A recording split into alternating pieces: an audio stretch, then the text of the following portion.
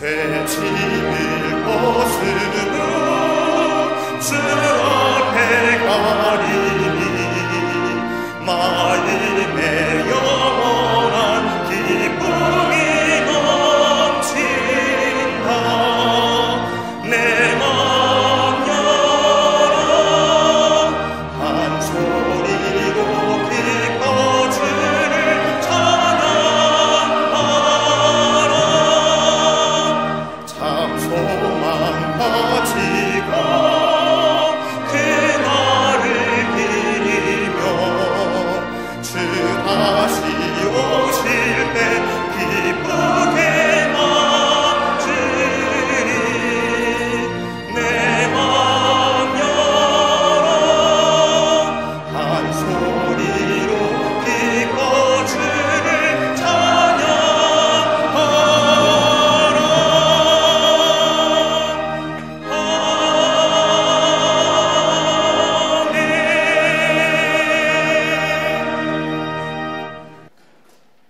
오늘 성경 말씀은 마태복음 10장 1절에서부터 8절까지입니다.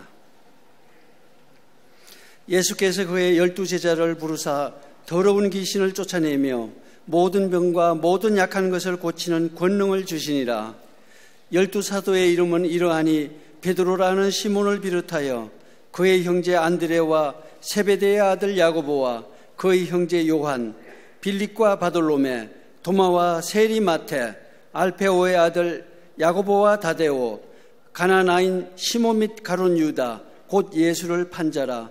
예수께서 이 12를 내보내시며 명하여 이르시되 이방인의 길로도 가지 말고 사마리아인의 고을에도 들어가지 말고 오히려 이스라엘 집의 잃어버린 양에게로 가라.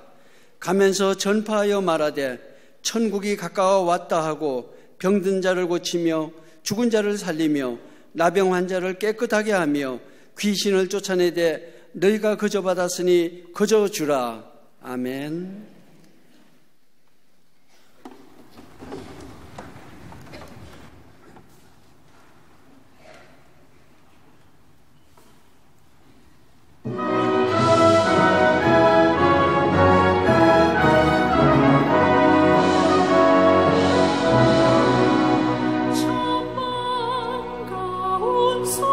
성도여 다 이리 와서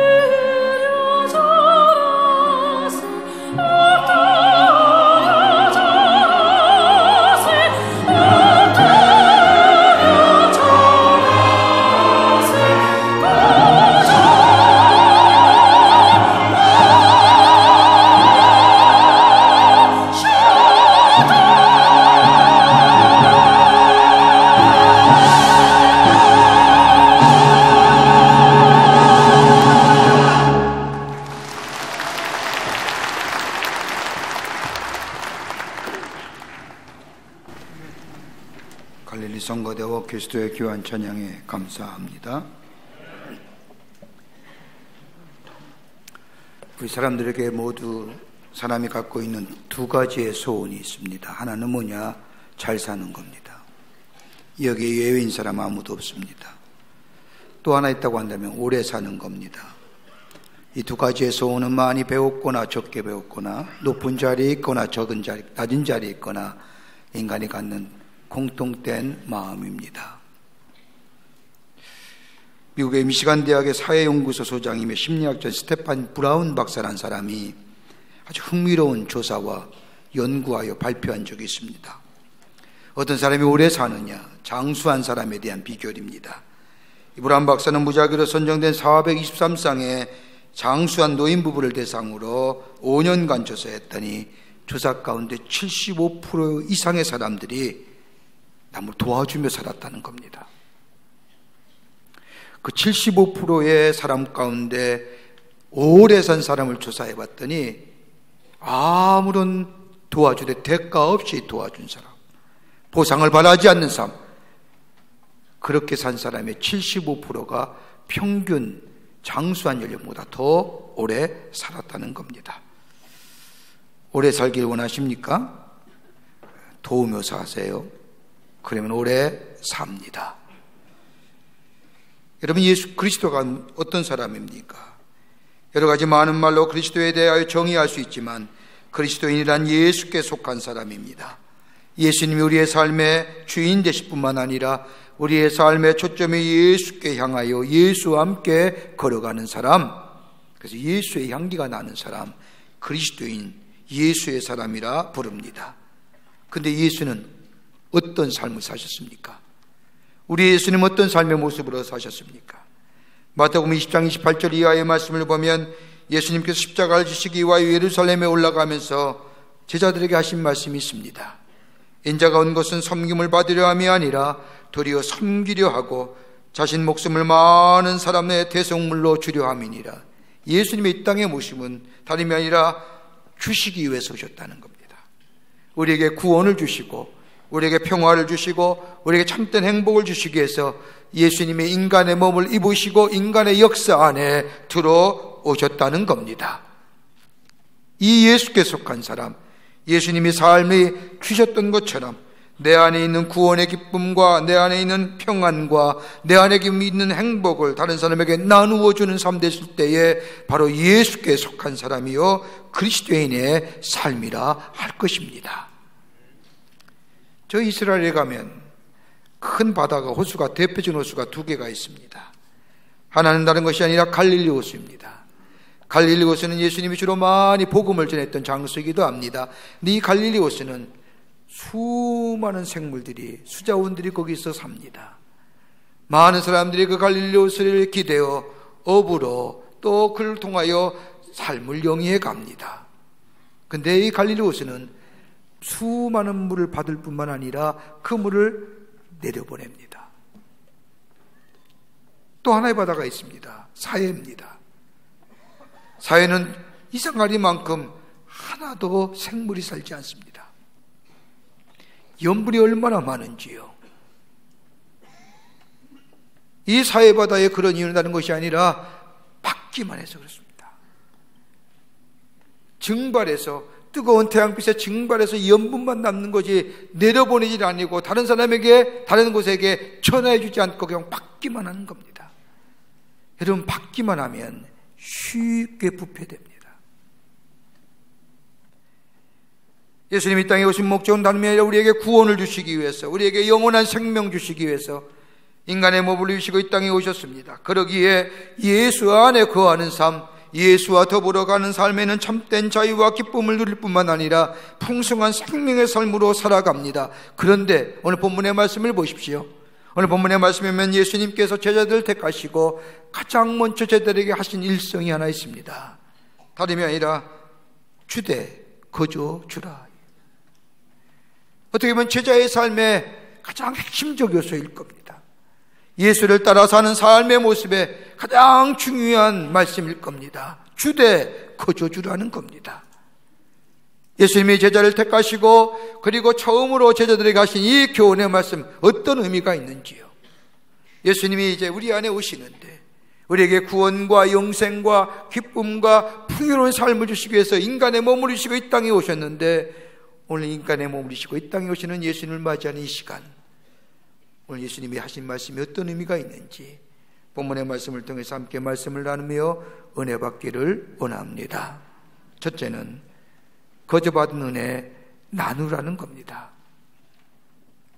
오늘 2절과 4절의 말씀을 보십시오. 예수님께서 부르신 제자들의 이름이 나옵니다.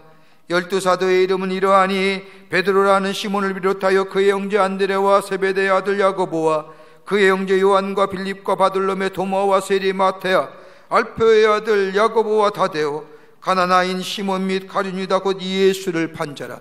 12명의 이름이 일목요연하게 기록된 것이 마태복음밖에 없습니다. 12명의 이름을 적으면서 이 1절의 말씀을 보면 제자들을 부르사, 이름은 그 다음에 나오고 그 다음에 뭐라고 말씀하십니까? 더러운 귀신을 쫓아내며 모든 병과 모든 약한 것을 고치는 권능을 주시니라. 여러분, 제자들이 어떤 사람입니까? 제자들의 반 이상이 갈릴리 호수에 깃대어 사는 사람입니다. 사회적으로 보나 인간적인 모습을 보나 탁월한 사람 아닙니다. 똑똑한 사람들 아닙니다. 어떻게 보면 변변치 못한 사람들입니다. 그들의 인생의 터전을 가보면 인생의 터전은 갈릴리 호수입니다. 한마디로 말하면 어부라고 할 수 있을 겁니다. 당시 어부는 가장 서민 중의 서민들입니다. 그런데 이들을 부르셔서 오늘 본문의 말씀을 보면 병 고치는 능력을 주실 뿐만 아니라 귀신을 내어쫓는 능력을 주실 뿐만 아니라 오늘 본문의 말씀에 말씀과 지혜를, 권세를 주셔서 하나님 나라의 복음을 전하게 하십니다. 그리고 하나님의 말씀을 전할 제자들로 삼으셔서 내보내십니다. 여러분, 얼마나 강력한 말씀의 권위가 있는 줄 아십니까? 이런 분들이. 여러분, 끝까지 예수님의 제자 가운데 사셨던 분이 사도 요한입니다. 요한이 마지막까지 살았는데 예수님도 승천하시고 제자들이 다 죽을 때 요한의 수많은 사람들이 요한을 찾아옵니다. 그리고 요한의 말씀에 귀 기울입니다. 요한이 신학을 배운 것도 아니고 철학을 배운 것도 아니고 논리와 변증학을 배운 것도 아닙니다. 그런데 그가 말할 때마다 놀라운 역사가 일어납니다. 그 말은 딱 하나입니다. 내가 예수께 들었는데, 내가 예수께 들었다는 겁니다. 내가 예수님이 그때 이렇게 말씀하시는데 그 말 한마디에 모든 사람이 아멘하며 은혜를 받습니다. 배운 것도 아니고 탁월한 지식이 있는 것도 아니고 이성적이고 합리성을 가진 사람이 아니지만 그 말 한마디에 예수께서 그때 이렇게 말씀하셨다고 하는 그 말 한마디에 놀라운 역사가 일어납니다. 탁월해서가 아니고 뛰어나서가 아닙니다. 저들을 부르시고 예수의 제자 삼으신 것은 다름이 아니라 전적인 하나님의 은혜입니다. 여러분, 은혜란 것은 거저 받는 겁니다. 다른 사람과 비교할 것이 아닙니다. 은혜는 절대적인 겁니다. 여러분, 다른 사람과 비교하여 은혜가 있다 없다라고 얘기할 것이 은혜가 아닙니다. 은혜는 나만이 갖는 절대적인 요소입니다. 다른 사람과 비교할 것이 아닙니다. 하나님의 은혜가 우리에게 주신 은혜는 다른 사람과 비교해서도 아니 됩니다. 나만의 은혜이고 내가 영원히 죽어야 되는데 날 구원해 주시고 나의 타락함을 서력에 하셔서 새로운 피조물로 세워주신 그 하나님의 은혜, 그 은혜를 생각할 때마다 감동이 되고 그 은혜가 은혜가 되고 그 은혜에 기쁨이 있는 겁니다. 종종 교우들과 이야기하다 보면 가장 많이 하는 이야기가 그럽니다. 목사님, 내가 예수 믿고 싶어서 믿은 줄 아십니까? 옆에 있는 순이 엄마가 얼마나 끈질기게 나를 끌고 왔는지 안 믿으려고 발버둥 치다가 한 번 간다고 한 것이 여기까지 오게 됐습니다. 근데 마지막 꼭 그 한마디 합니다. 예수 믿기 잘했습니다. 예수 믿으니 내 삶이 달라졌다는 겁니다. 하나님의 은혜를 깨닫고 나니 얼마나 귀한지요. 그러게 바울이 고백한 것처럼 나의 나된 것은 다른 것이 아니라 하나님의 은혜라고 하는 것, 나 같은 사람을 부르셔서 하나님의 사람을 삼으시고 나를 통하여 하나님의 구원의 역사를 이루가실 뿐만 아니라 나를 통하여 하나님의 거룩한 뜻을 이루가시고 펼쳐가시는 그 놀라운 은혜를 생각할 때에 그저 감사할 따름입니다. 내 삶이 좀 부족하다 할지라도, 내 삶에 좀 곤고함과 어려움이 있다 할지라도 그 은혜를 생각하니 너무너무 귀하다는 겁니다. 은혜를 알고 은혜를 깨닫게 되면 그 다음에 뭐예요? 은혜로 바라보고 은혜로 해석하고 은혜로 받아들이기에 모든 것이 다 내 안에 기쁨으로 다가옵니다. 그러기에 그리스도인의 삶은요, 예수 믿었다는 것은 은혜로 시작하는 겁니다. 은혜를 깨닫고 은혜 안에 사는 인생, 그러기에 늘 기쁨이 넘칩니다. 그리고 만족감이 넘칩니다. 감사합니다. 여러분, 유명한 삼중장애로 고생했던, 그러나 많은 사람에게 소망을 줬던 헬렌 켈러 여자이십니다.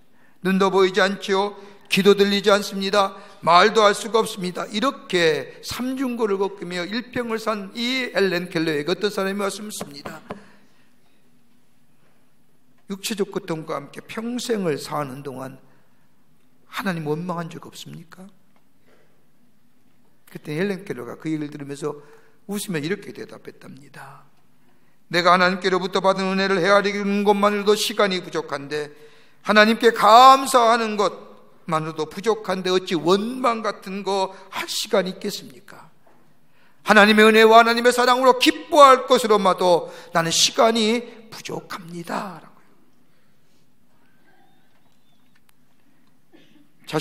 단들은 자신을 불쌍한 사람으로 보았지만 자신에게 부신 하나님을 깨닫게 될 때 그 안에 감사와 기쁨이 넘치고 그 감사와 기쁨을 다른 사람에게 전하여 줄 때에 다른 사람에게 용기와 소망을 주고 희망을 주는 사람. 여러분, 은혜는 나누는 겁니다. 은혜는 나만 간직하면 그 은혜는 쉽게 사라지고 쉽게 부패됩니다. 그러나 은혜가 내게 베푸신 은혜를 다른 사람에게 전하여 줄 때에 그 은혜는 더 풍성한 은혜가 되고, 그 은혜를 전하여 줄 때에 그 은혜를 전한 자에게 새로운 은혜가 임하여 새로운 생명의 역사를 낳는 일들이 일어납니다. 그러기에 오늘 본문의 말씀은 그런 겁니다. 제자를 부르실 뿐만 아니라 더러운 귀신을 쫓아내며 모든 병과 모든 약한 것을 고치는 권능을 주신 것은 받은 은혜를 나누는 것이 그리스도인이요 제자된 삶이라고. 오늘 우리가 받은 은혜 얼마나 많습니까? 2018년 한 해도 다 갑니다. 뒤돌아보면 다 하나님의 은혜입니다. 그 은혜 감사하며 깨달으며 그 안에 감격하고요, 그것을 그치는 것이 아니라 다른 사람에게 내게 받은 은혜를 나누어 줄 때에 거기에 생명의 역사와 풍요의 역사를 경험하는 하나님의 백성으로 살아가게 되는 줄 믿습니다.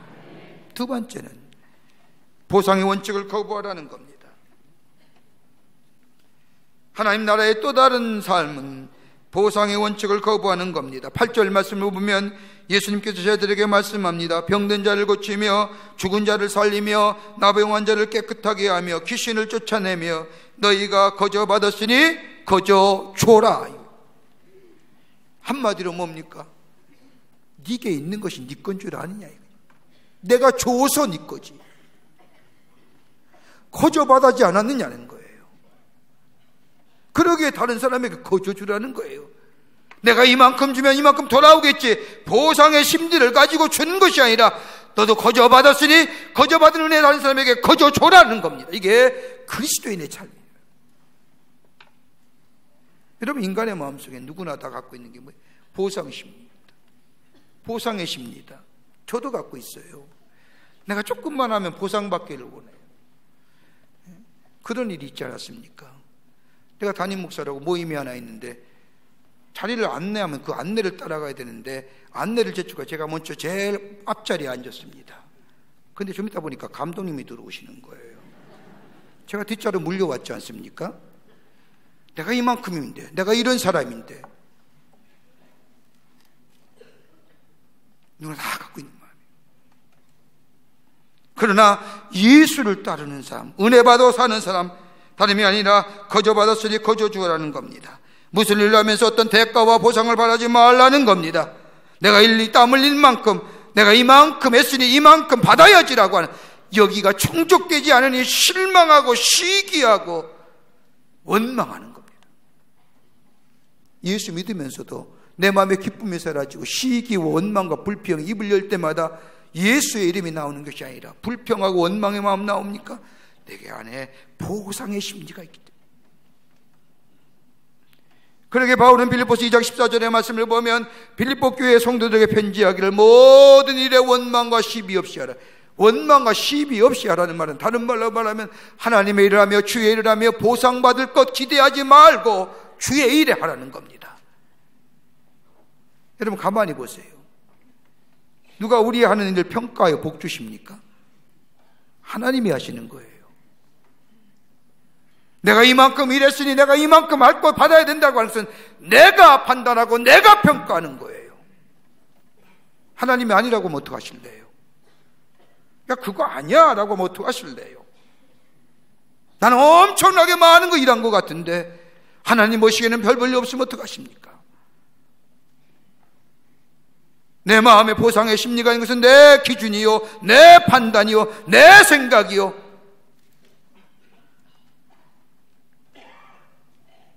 여러분 하나님 앞에 충성하는 만큼 하나님 우리에게 축복해 주세요. 시편 37편 25절의 말씀을 보면 의인의 자식은 걸식함을 보지 못하였도다. 의인이 뭡니까? 하나님의 섬기며 하나님의 말씀대로 신실한 믿음을 가지고 사는 사람, 절대로 의인의 구서는 걸식함이 보상해 주세요. 그건 하나님이 하실 일이에요. 내가 보상받아야 한다는 것은 내 판단이에요. 내가 이 정도 일했으니 내가 이만큼 대가 받아야 된다는 것은 내 판단의 기준이에요. 근데 하나님은 판단과 다를 수 있어요. 예수를 믿으면서 왜 피곤하십니까? 예수를 믿으면서 왜 허탈하시고 왜 기쁨이 사라집니까? 보상의 심리예요. 예수님의 모습을 가만히 보십시오. 예수님은 대가를 바라지 않으셨습니다. 보상을 원치 않으셨습니다. 철저하게 주려는 자입니다. 여러분 진정한 자유는 어떤 자인 줄 아십니까? 주고 받을 것을 생각하지 않는 자예요. 자유로운 겁니다. 한번 생각해 보세요. 우리 일상에서 빌려줬습니다. 여러분 돈을 좀 빌려줬다고 하십시다. 빌려줬으면 받을 거 생각하면 자유롭습니까? 언제나 생각나지요. 거기에 얽매여 살잖아요. 조금이라도 늦게 주거나 안 주면 뭐예요? 욕하잖아요. 왜 안 가져와요? 이놈의 자식 뭐 이렇게 얘기하잖아요. 주고 받을 생각 안 하면 자유입니다. 그러기에 오늘 예수님 말씀하시기를 주는 것이 받는 것보다 복되도다. 주되 거저 주어야 됩니다. 보상의 심리를 바라지 아니하고 거저 주게 될 때 우리 안에 참된 기쁨이 넘치게 됩니다. 유명한 영화배우와 탤런트였던 캐럴 버넷이라고 하는 여인이 있습니다. 어렵게 힘들게 공부합니다. 넉넉지 못하게 삶의 생활에 넉넉지 못하게 장학금 받고 공부하고 나라에서 주는 저 사회보장 기금으로 근근히 할머니와 어머니와 여동생과 삽니다. 뮤지컬 배우가 되기를 원하고 영화 배우가 되기를 원하는데 졸업 즈음에 친구들과 함께 마지막 졸업 작품을 잘했습니다. 그 가운데 공연이 끝났는데 한 신사가 버넷에게 다가와서 장래에 대해서 묻습니다. 뭘 하고 싶습니까? 버넷이 대답하기를 나는 뮤지컬 배우나 극작가가 되고 싶습니다. 이 말을 듣는 이 신사가 이야기하기를 내가 당신에게 1,000불을 줄 테니 저 뉴욕의 브로드웨이에 가서 공부하십시오.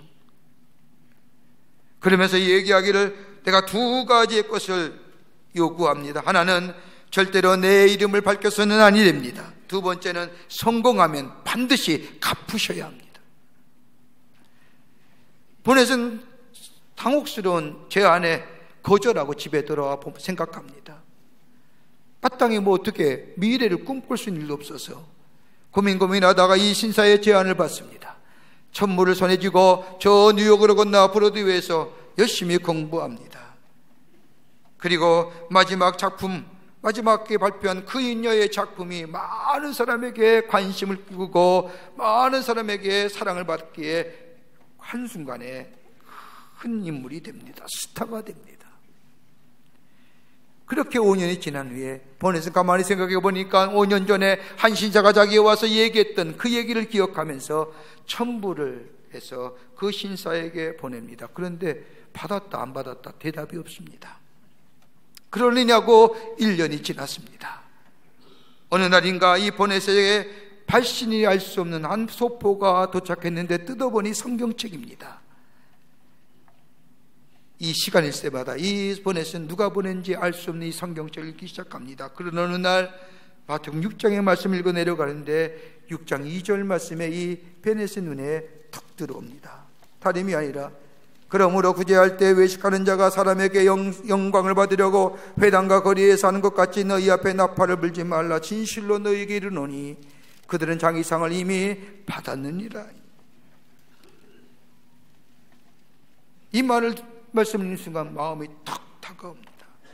아하, 자기를 도와준 사람이 아무런 대가 없이 그냥 도와준 것처럼 그 사람이야말로 진정한 믿음의 사람이다. 그러면서 이 보넷은 자기 또한 그 받은 은혜를 다른 사람에게 나누는 자 됩니다. 그리고 수많은 사람들에게 자신이 베푼 은혜와 사랑을 다른 사람에게 전하는 은혜의 전도사가 됩니다. 예수님 가만히 보십시오. 섬기는 자요, 나누는 자요, 아무런 보상을 바라지 않고 거저 주는 자. 그러기에 예수님을 인하여 우리 안에 기쁨과 감격과 구원과 영생의 삶을 가지고 살아가는 것처럼 우리 또한 다른 사람을 향하여 내가 받은 은혜와 사랑을 나눌 때에 우리 안에 더 풍요로운 풍성한 하늘의 축복을 누리는 하나님의 백성의 삶으로 살아가게 되는 줄 믿습니다. 끝으로 풍성한 열매로 돌아옵니다. 풍성한 열매로 돌아와요. 하나님의 갚아주심을 믿고 내가 받은 은혜와 다른 은혜를 다른 사람에게 나누는 자 될 때에 그 안에 더 풍성한 생명을 소유하되 열매가 풍성히 맺어지게 됩니다. 이런 마태복음 25장 31절 이하의 말씀을 보십시오. 예수님께서 십자가에 달려 돌아가시기 전에 제자들에게 천국에 관한 비밀을 말씀하시면서 양과 염소의 비유를 말씀합니다. 양은 그 오른편에, 염소는 왼편에 두게 하십니다. 양의 편선 오른쪽의 사람들이 말에게 말씀하십니다. 내 아버지께서 복을 받을 자들이여 이제 나와 창세로부터 너희를 위하여 예비된 나라를 상속하라. 예수님 말씀합니다. 이 말 들은 사람들이, 이 양의 편의 사람들이, 아니 어떻게 저희 같은 사람들이 하나님 나라를 상속받을 수 있습니까? 이렇게 물을 때 예수님이 말씀합니다. 내가 줄일 때 너희가 먹을 것을 주었으며 내가 목마를 때 너희가 마시게 하였으며 내가 나그네 될 때 영접했으며 내게 옥에 갇혔을 때 나를 와서 보았으며 내가 벗었을 때에 옷을 입혀 주었느니라. 양의 편에 서 있는 사람들이 예수님의 말씀을 듣자 깜짝 놀라는 겁니다. 그러기에 37절 이하의 말씀을 보면, 아니 예수님 어느 때에 우리가 그 일 했습니까? 한 적이 없습니다. 생각이 안 납니다. 그자 예수님 40절에 그렇게 말씀하십니다. 내가 진실로 너희에게 이르노니 너희가 여기 내 형제 중 지극히 작은 자 하나에게 한 것이 곧 내게 한 것이니라. 크게 안 해도요, 드러나게 하지 않아도 마음 쓰고 적은 것이라도 저들 위해서 뭐요? 나눠주는 사람.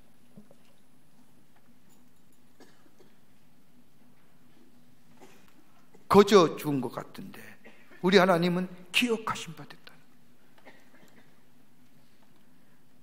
죽어 잊어버린 바 되었는데 아무런 대가와 보상을 바라지 않았는데, 사람에 대한 대가와 보상 기대하지 않았는데 우리 하나님은 그것조차 기억하시고 우리에게 뭐요? 넘치는 축복으로 주신다. 미국의 한 여자 청년이 인도 선교사로 가기로 소원하고 신학교에 들어가 선교학 공부를 합니다. 학교를 졸업하고 이제 소원한 대로 선교사로 떠나기 위해서 다 훈련받고 다 준비했습니다. 막상 떠나려는데 어머님의 임종이 맞이하게 됩니다. 어머니는 이 딸에게 마지막으로 부탁하기를, 얘야, 로마에 내 동생이 있는데 내 동생이 병중이란다. 내 대신 한번 가보고 선교지로 갔으면 좋겠다. 이 말들은 이 선교사 지원했던 딸이 그렇게 하겠다고 약속하고 어머니를 하늘나라로 보내드립니다. 어머니의 장례를 마치고 어머니가 약속한 대로 로마에 갔습니다. 로마에 가봤더니 동생이 아픈데 얼마나 아픈지요. 동생이 아파서 절절 맵니다. 그런데 이 동생에게는 아들 셋과 딸 둘이 있는 겁니다. 모두가 어립니다. 옆에서 시간이 좀 있기에 동생을 지극히 간호하는데 차도가 되지 아니하고 얼마 후에 동생이 죽습니다. 졸지에 조카 5을 맡았습니다. 저 선교사로 가야 할 시간은 점점점 가까워 오는데 조카 5을, 어린 5을 두고 가기가 쉽지 않습니다. 하나님 앞에 기도합니다. 얼마나 고민하고 갈등했는지 기도하면서 저 자기에 속한 선교부의 편지를 핍니다. 아마도 저는 하나님의 뜻이 다른 데 있는 것 같습니다. 저는 인도로 선교사로 갈 수가 없을 것 같습니다. 이렇게 편지한 후에 이 선교사는 로마의 조카 5과 함께 삽니다. 정성껏 믿음으로 기도로 저들을 양육하고 성장시킵니다. 25년 후 놀랍게도 자신의 조카인 남자아이 셋이 인도에 선교사로 가겠다고 자원합니다. 그러면서 이 소식을 듣는 이 선교사가 자신이 속한 선교부에 편지하기를, 여러분, 하나님은 저희의 기도를 25년 만에 3배로 갚아주셨습니다. 이제 새 선교사를 인도에 파송합니다.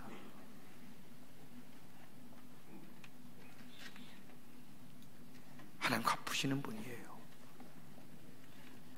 적은 일, 소자에게 한 일 하나, 우리는 그저 은혜 나누는 것으로 주님의 말씀대로 거저받았으니 거저주는 마음을 하지만 우리 주님은 기억하신 바 된 거예요.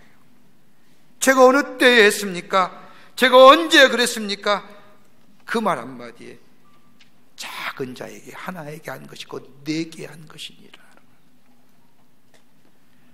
우리가 가운데 예수님 오세요. 대림절입니다. 예수의 오심의 절기는 기쁨의 절기고 은혜의 절기고 더 나아가 뭐예요? 나눔의 절기입니다. 내가 받은 거저 받은 은혜와 사랑, 이제껏 지낸 거 다 하나님의 은혜인데 우리가 손을 펴서 어렵고 힘든 자들에게 받은 은혜와 사랑을 전하게 될 때에 예수가 증거되고 그분으로 인해서 우리의 삶에 더 풍요로운 역사, 갚으시는 주의 은혜, 우리의 삶에 윤택하고 풍성한 열매가 맺어지는 복된 삶으로 살아가게 되는 줄 믿습니다. 여러분, 이웃, 어려운 이웃들 많습니다. 잠비아 여성들 보십시오. 우리가 함께 나누며 주의 은혜를 전하는 자 되어 예수 그리스도의 오심에 더욱 풍성한 기쁨이 넘쳐나는 여러분과 저와 되시기를 주의 이름으로 축원합니다. 하나님 감사합니다. 저희들 하나님의 백성 삼으시고 자녀 삼으심에 감사합니다. 우리에게 은혜 주신 것, 우리에게 기쁨 주신 것 거저 주셨는데 우리 또한 다른 사람에게 우리의 손을 펴서 저들을 섬기며 저들을 나누며 저들과 함께 기쁨을 공유할 수 있는 자 되어 우리 안에 더 풍성한 생명의 역사를 누리는 하나님의 백성들 되게 하여 주시옵소서. 성령이 도우시고 인도하여 주시옵기를 원하오면서 예수님의 이름으로 기도하옵나이다. 아멘.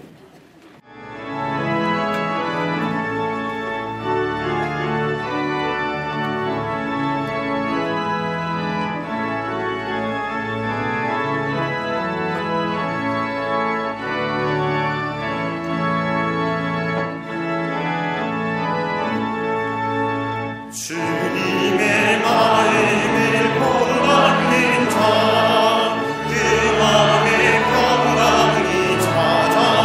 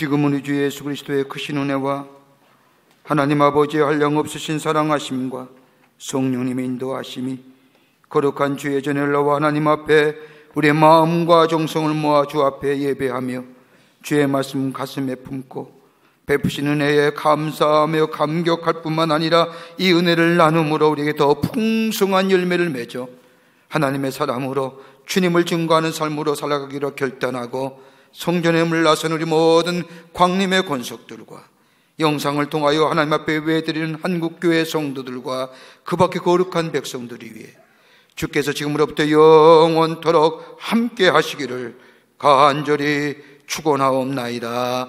아멘. 조실